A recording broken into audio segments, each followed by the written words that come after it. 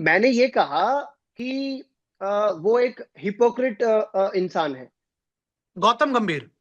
हाँ हाँ। हिपोक्रेट का मतलब हिंदी में अगर मैं समझाना चाहूं अपने ऑडियंस को, दोगला, झूठा।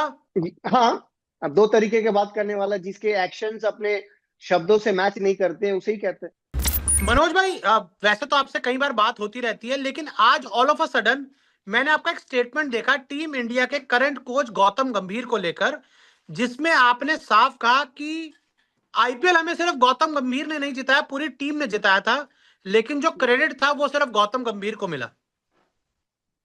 नहीं, मैंने ये कहा कि वो एक हिपोक्रिट इंसान है। गौतम गंभीर। हाँ, हिपोक्रिट ओके। इसलिए क्योंकि वो जो कहते हैं वो करते नहीं है। ओके। मैं ये कहा था, और ये इसलिए कहा था कि आप लोगों को पता है, शायद एक न्यूज चैनल में उन्होंने बैठ के उन्होंने हम्म। कहा था कि ये जितने भी विदेशी कोचेज हैं, जितने भी बाहर से आते हैं जो आईपीएल में कोचिंग करने आते हैं, चाहे टीम इंडिया के कोच बनते हैं सपोर्ट स्टाफ में, उन हम्म। लोगों की टीम के प्रति कोई इमोशंस, कोई फीलिंग्स नहीं होता। इन लोगों को नहीं जी। लेना चाहिए। हाँ। ये लोग आते हैं, अपना मजा करते हैं, एंजॉय करते हैं, बहुत पैसा लेते हैं विदाउट इमोशंस और चले जाते हैं। जी। तो जब इनके पास वो मौका था, जब सपोर्ट स्टाफ चुनने का मौका था, जो लंबा लिस्ट इन्होंने दिया था बीसीसीआई में कि मुझे ये सब प्लेयर्स चाहिए, ये सब सपोर्ट स्टाफ चाहिए कोचिंग के साथ साथ, तो क्यों नहीं वो अपने इंडियन कोचेस को वो सामने रखे? क्यों हम्म। उनको रायन टेंडुलकर को लाना पड़ा फील्डिंग कोच के तहत? हम्म। क्यों इनको मॉर्ने मॉर्कल को लाना पड़ा फील्डिंग बॉलिंग कोच के तहत? ये सब हम्म। दिखता है आंखों के सामने। लखनऊ में, लखनऊ सुपर जायंट्स में मॉर्नर मॉर्कल थे, यहाँ जहाँ पे ये मेंटर थे, तो उनको थोड़ा मदद कर दिया गया। आपके रायन टेंडुलकर केकेआर के लिए मैच जब खेलता था तो वो तब से है, तो इनका बॉन्डिंग अच्छा है, तो इनको लाया गया।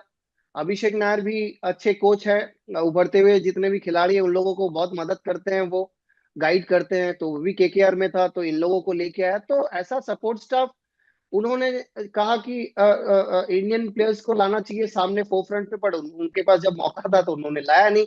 इसीलिए मैं कहता हूँ हिप्रोक्रेट है, क्योंकि उनको मैं भी बहुत करीब से जानता हूँ। उनको हम्म। बहुत करीब से मैं जानता हूँ।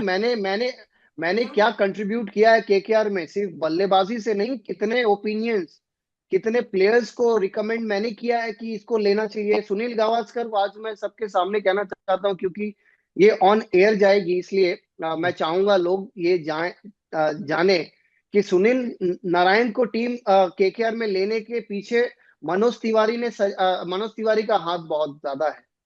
क्योंकि मनोज तिवारी ने ही गंभीर को बोला था कि इस प्लेयर को लो, क्योंकि ये प्लेयर एक मिस्ट्री स्पिनर है, जिसको रोहित शर्मा जैसा प्लेयर खेल नहीं पा रहा था। अब मैं इसको थोड़ा सा डिटेल में एक्सप्लेन करूंगा तो और समझ में आएगी। देखिए, मेरा जो 7 साल का अंतर्राष्ट्रीय क्रिकेटर है, क्रिकेट का अनुभव है, ये इन एंड आउट रहा है। तो बहुत सारी ऐसी सीरीज हुई है जहां पे मैं खेल नहीं रहा था, लेकिन देख रहा था टीम के साथ रह रह के। इंडिया और वेस्ट इंडीज के एक सीरीज में मुझे पता है, जब सुनील नारायण आए थे, तो वहां पे रोहित शर्मा जैसे बल्लेबाज नारायण की कैरम बॉल नहीं समझ पाई थी और डिसमिस हो गए थे, क्लीन बोल्ड हो गए थे ओके। बाराबती जी। स्टेडियम में, ओडिशा में। जी। तो जी। वहां से मेरी नजर थी, वो सोच थी कि यार ये इसको अगर नहीं खेल पा रहा है, तो आने वाले टाइम में केकेआर में अगर लिया जाए, और उस तरह की पीछे से होती थी केकेआर के टाइम पे स्लो विकेट, तो उसको लिया जाए। तो हम्म। लोग जानते नहीं है, कुछ बोलते नहीं है, और हम लोग ऐसे खिलाड़ी है जो सामने आके ज्यादा बोलते नहीं है। तो ये अब बातों बातों में निकली है बोल के मैंने ये इस संदर्भ में कहा था कि वो एक हिपोक्रिट है। तो उसका फॉलो अप क्वेश्चन आया था कि आप इनको एज अ कोच किस तरह देखते हैं, तो ये चीजें उस तरह निकली है बाहर। आपकी तो मैंने कभी ट्रॉफी के साथ फोटो भी नहीं देखी, वो केकेआर वाली। नहीं है, ट्रॉफी के साथ है, पिक्चर है, ड्रेसिंग रूम में है मेरी 2012 में। आ, हाँ भैया, सुनहरा, देखिए सुनहरा मौका था। मेरी और गंभीर की बॉन्डिंग अच्छी थी, ऐसा नहीं है कि बॉन्डिंग कभी अच्छी नहीं हम्म। थी।